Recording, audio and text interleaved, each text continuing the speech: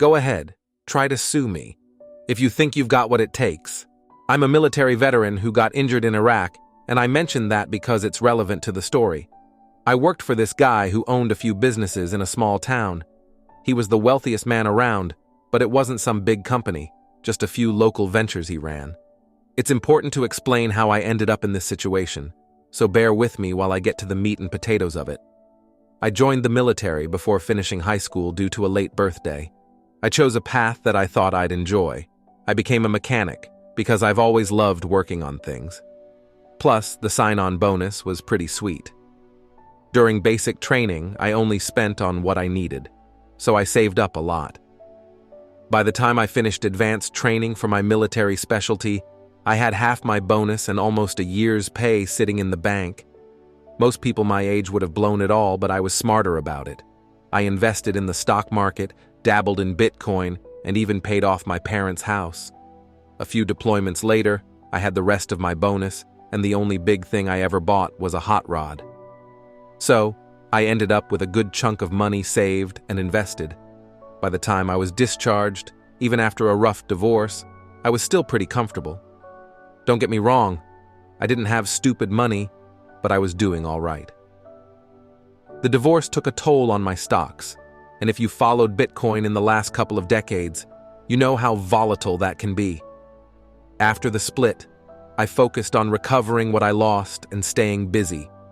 I loved being a mechanic, so I just bounced around, taking jobs wherever I felt like, knowing a good mechanic could find work anywhere.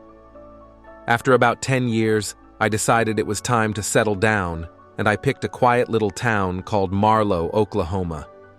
I was tired of working on other people's cars all the time and wanted to spend more time on my own. I bought a small house, and when I spotted a "Help Wanted" sign at the local lube shop, I thought, why not? It was simple work and would cover my bills. When I grabbed an application, the locals gave me all kinds of funny looks. For reference, I'm 6 feet 3 inches, and ever since leaving the military, I let my hair grow out, stopped shaving, and got a full-sleeve tattoo. People usually cross the street instead of walking past me. I went to turn in my application to the bookkeeper, Jessica. She noticed that I was a veteran and marked a Y on my form. Later that day, she called and asked if I'd come back in to meet the owner. Let's call him Mike. She said he'd be in about an hour and we could chat about the job. When I got there, Mike's eyes practically popped out when he saw me, but we got to talking, and I guess my southern charm won him over. He handed me a calendar featuring his car collection and asked me to name the ones I recognized. There were a few Mustangs, a Ford GT, a Bricklin SV1, a Judge, a Demon, a Pantera, and an MXT. He was impressed that I knew what the SV1 was, and we bonded over our shared love of cars. He offered me the job and explained the deal. $100 a day, working Monday to Saturday from 8 to 6, no overtime. I'd get a full day's pay even if we closed early, and I could eat whenever I had time. Sundays were always off, plus 1 extra day during the week. Things started great, and I worked there for about a year with no issues. Then Mike asked if I'd be willing to help out at his other lube shops in nearby towns, giving the regular guys some time off. He said he'd toss in an extra $20 a day for travel. I agreed, and did that for about another year. But then, disaster struck. Mike met Lisa, and within a month, they were married. He started funding her gambling habit, and that's when the problems began. One week, I noticed my paycheck was only $250, so I asked Jessica about it. She told me there had been some changes, and I'd need to speak to Mike. No big deal. I called Mike, and he showed up with Lisa. When I asked why my pay was short, he said it was because bad weather forced early closures, hurting the business. I was willing to let it go because Mike had always been a good guy, but then Lisa chimed in saying, "It's not fair to us to pay you for a full day when you don't work the full 10 hours. I pointed out that my pay was on a daily rate, not hourly, which was why I didn't get paid overtime for all the extra hours each week. She snapped back, claiming that wasn't how things worked anymore, and that I'd only be paid for the hours I actually worked. I just thought, Whatever you say, Lisa. Fast forward to the next week, and we had a series of very busy days. We stayed open a couple of hours later than usual to handle all the waiting customers, and I even gave up one of my days off to cover for a coworker who was out sick. So, when my paycheck, which should have been over $800, came in at only $600, I had some questions. I called up Mike and asked why my pay was short. He shrugged and said, "Well, that's what we agreed on, $100 a day." I stared at him, a bit baffled, and asked if he'd forgotten about the extra hours last week. He just shrugged and said, "It is what it is." I was already feeling pretty aggravated when Lisa walked in and said, "What's he complaining about now?" I looked at her coldly and said, "Well, I worked 80 hours last week, and you all only paid me $600. She shot back, "You're contracted labor, and you agreed to $100 per day, so why would we pay you more than that?" I turned to Mike and asked if that was really how things were going to be. He just nodded and said, "You heard the lady." I went home, telling myself that I was only working to cover my living expenses anyway, and that the job wasn't that hard. The only other options in this small town were assembling sheds or slinging chickens at the processing plant. The next week, one of the guys I worked with got chewed out by Lisa in front of customers over what she claimed was an OSHA violation. She said that as part owner, it was her job to make sure all OSHA rules were followed. His supposed violation, wearing tinted safety glasses. That was ridiculous because the shop bays faced east-west, so workers got blasted by the sun during the day, and pit workers like me got it in the evening. As I walked by, shaking my head, Lisa noticed and yelled, "Got something to say, you big baby?" I just kept walking. I pulled Jessica aside and told her she needed to have a serious talk with Mike before Lisa's mouth wrote checks he'd have to cash. She just shrugged and said, "I just keep the books. Don't involve me." This nonsense went on for another year, and I was finally at my breaking point. The day I started my malicious compliance, I was in a terrible mood. I woke up to the news that a good friend of mine, the one responsible for me surviving an explosion in Iraq, had been killed by a drunk driver. Not wanting to deal with anyone, I told the shop I'd be working in the pit all day and to leave me alone. The guys knew something was up. They'd been working with me for years and could tell I was not myself. I never expected to see Lisa that day since I was at the furthest shop on the opposite side of town from her usual casino trips. But luck wasn't on my side. Mike and Lisa showed up, and she stormed into the pit yelling, "Mike, come look at this mess." I had no clue what she was talking about. I kept my pit spotless and always cleaned as I worked, unlike some who waited until the end of the day. She was mad about 50 of our most common oil filters stacked on the waste drums for easy access, a setup Mike had known about for ages and never had a problem with. Mike walked in, looked around, and in a patronizing tone said, "Clean up this pigsty." I glared at him and said, "Today's not the day, Mike. Move on and take her with you." That sent Lisa into a rage. She thought it was the height of disrespect toward her and Mike. He told me that if I didn't like it, I was free to leave, so I did. But don't worry, this story isn't over yet. This was just the first flap of the butterfly's wings that set off a massive storm. The next day, Mike called me and asked me to swing by the main shop on my way home. I thought he was going to apologize for what happened, maybe after hearing from the other guys about why I was so on edge. But no, that wasn't the case at all.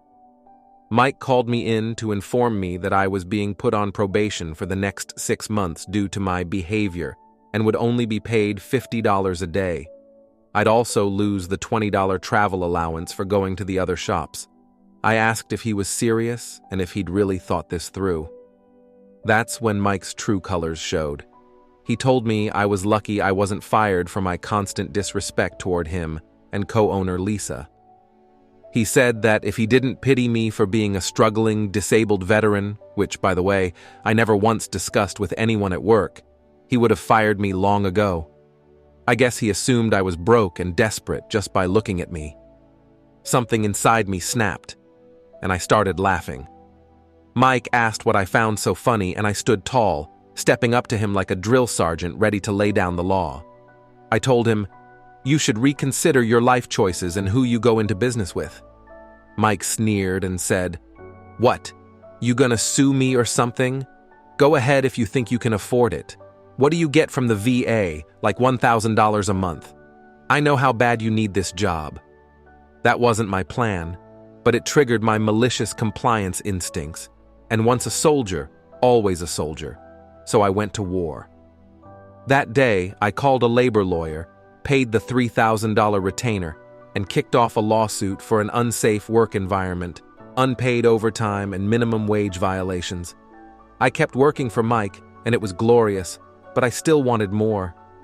It took about 6 months of my probation for the lawyer to get all the paperwork together and filed. I told him to slow roll it, and since he was a former Marine, I think he had an idea of what I was up to.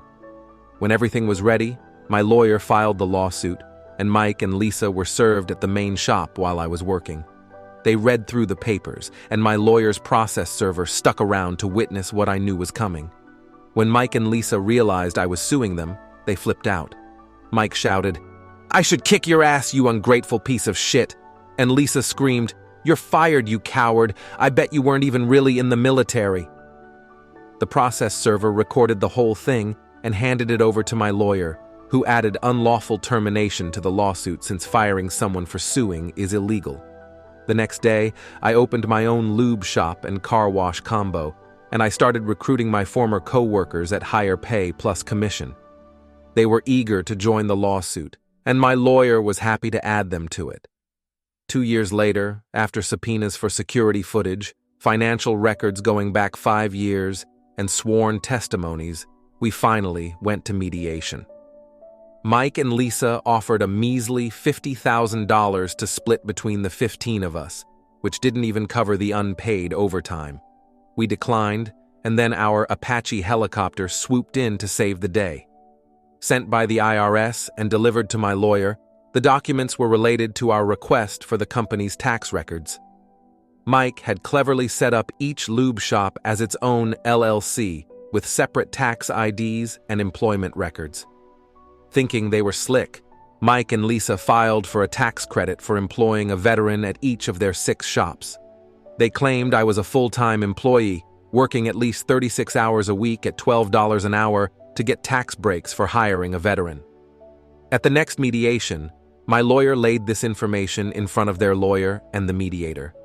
After a quick 20-minute discussion, Mike and Lisa returned, agreeing to our demand of $400,000 in unpaid overtime to be split among the 15 of us, all legal fees, and a personal settlement for unlawful termination of $20,000 per shop where I was listed as an employee. They also paid unpaid wages. For the 6 months, I was only earning $5 an hour.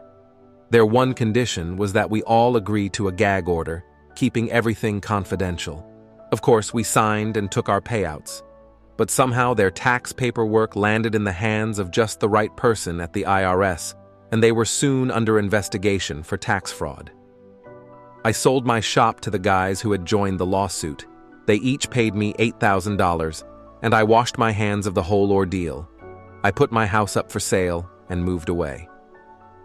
About 8 months later, I went back to deal with an overgrown lawn at my old house. The guy who was supposed to handle it had been arrested, and the city was threatening to fine me $100 a day until the yard was up to code. So I went down to mow it myself. While I was there, I stopped by my realtor's office to see about yard maintenance. Who do I see sitting at the front desk? Jessica, looking as content as could be. Jessica couldn't tell me fast enough about everything that had gone down. It was perfect. What I thought was just a small victory turned out to be an atom bomb. Mike had filed for bankruptcy, trying to avoid going completely broke after making a plea deal for probation on tax fraud charges and paying a fortune in back taxes. Lisa had taken off with some guy she met at a casino. I asked Jessica 2 questions. If she knew who reported the fraudulent tax documents to the IRS and what happened to Mike's car collection. She said, "I have no idea. but suggested I check the parking lot behind the realtor's office on my way out. Sure enough, when I peeked behind the office, there sat a bright green Bricklin SV1. Mike had started selling his cars early and cheap, hoping to buy them back after filing for bankruptcy. To this day, I don't know who, if anyone, actually reported the paperwork to the IRS. My best guess is that whoever was tasked with compiling it noticed something off and flagged it. However it happened, it couldn't have hit two more deserving people.